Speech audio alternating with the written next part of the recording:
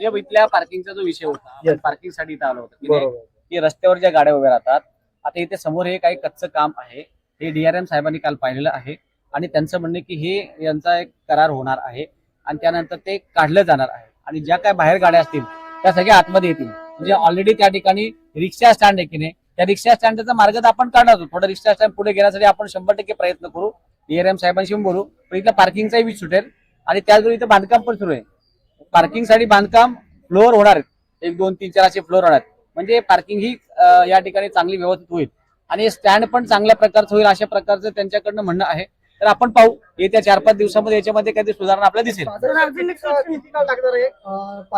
आता हे त्यांचं म्हणणं आहे की हे जे बघा समोर बघा त्या बाजूला हे जे बांधकाम आहे की नाही, हे कच्चं बांधकाम हे ते काढणार आहेत आणि काढून ज्या रस्त्यावरच्या गाड्या आहेत त्या आतमध्ये आणण्याचा प्रयत्न करतात आणि त्यांचं बाजूला बांधकाम सुरू आहे. ते कसलं बांधकाम सुरू आहे? ते PWI म्हणून ट्रॅकचा मेंटेनन्स जे असतं ते डिपार्टमेंट. आणि आपलं पार्किंगचं कुठे चालू होणार आहे? पार्किंगचं नंतर शेवटचा टप्पा जेव्हा जशी यांची रिक्वायर वॅकंट जागा ठेवलेली आहे त्यांनी, सर्क्युलेटिंग जागा, त्याच्यानंतर ती पार्किंगचं सगळं शेवटची व्यवस्था आपल्याला आता काय करायची, सर आहेत, मॅडम आहेत आणि मी आहे, आम्ही 3-4 जण मिळून हा इन्स्पेक्शन करणार, किती जागा काय आहे, त्याच्यानंतर MRVC कडून ते आम्ही अक्वायर्ड करून घेणार, आमच्याकडे घेणार आणि त्याच्यानंतर जेव्हा आम्हाला वरून अप्रूव्ड येईल किंवा ठीक आहे काय प्रॉब्लेम नाही, करा तुम्ही प्लेन करा, त्यावेळेस आम्ही तोडायला सुरुवात करू. ठीक ते लवकरात लवकर आम्ही मार्ग घेऊ त्याचा.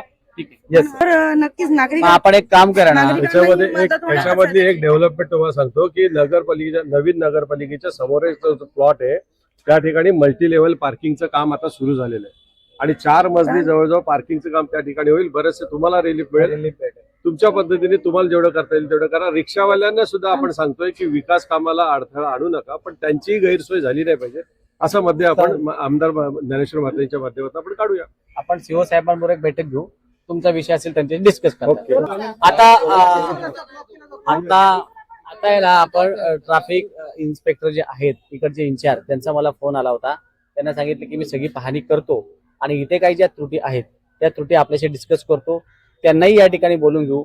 ज्या वेळेला संध्याकाळच्या वेळेला ट्रॅफिक होते त्यावेळेला सुद्धा त्यांना बोलून घेऊ आणि त्याच्यावर पण मार्ग काढण्याचा आपण प्रयत्न करू, जेणेकरून प्रवाशांना, लोकांना येणाऱ्या रस्त्यातल्या त्यांना कुठेही त्रास होणार नाही याची काळजी आपण 100% घेऊ.